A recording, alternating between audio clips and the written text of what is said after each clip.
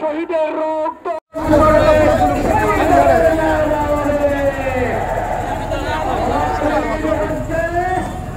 বাংলাদেশের ৫৭ জন নিরপরাধ সেনা কর্মকর্তাকে গুলি করে হত্যা করে এদেশের স্বাধীনতাকে নস্বাত করে দেওয়ার পরিকল্পনার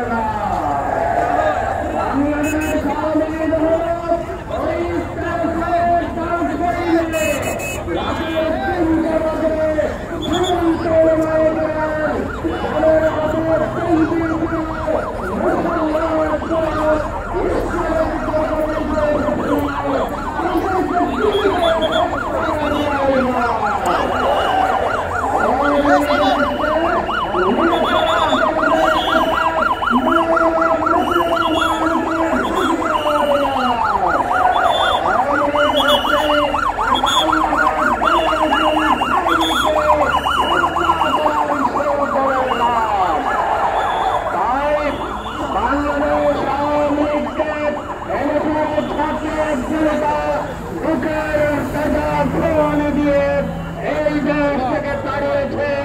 আমি স্মরণ করছি আবু সাঈদ সহ সকল শহীদদের যাদের শাহাদাতের বিনিময়ে রক্তের বিনিময়ে প্রকৃতপক্ষে আমরা বাংলাদেশকে স্বাধীন করতে পেরেছি। এর আগে বাংলাদেশের স্বাধীনতা ছিল না, কথা বলার অধিকার ছিল না, ভোটের অধিকার ছিল না, জীবনের অধিকার ছিল না।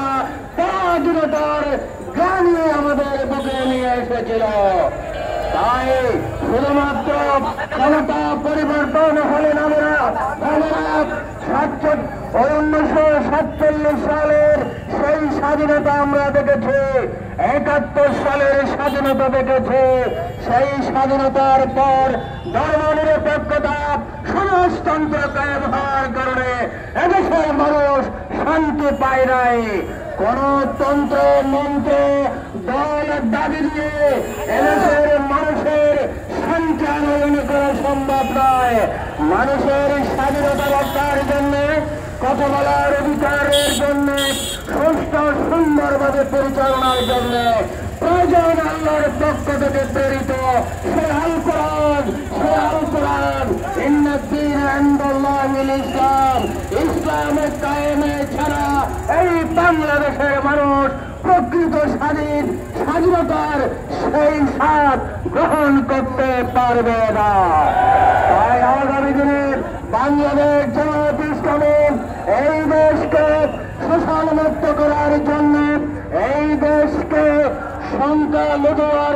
সংখ্যা গুরুত্ব নয়, এদেশে যারা বসবাস করে হিন্দু, বৌদ্ধ, খ্রিস্টান, মুসলমান সহ সকলের দেশে বাংলাদেশ।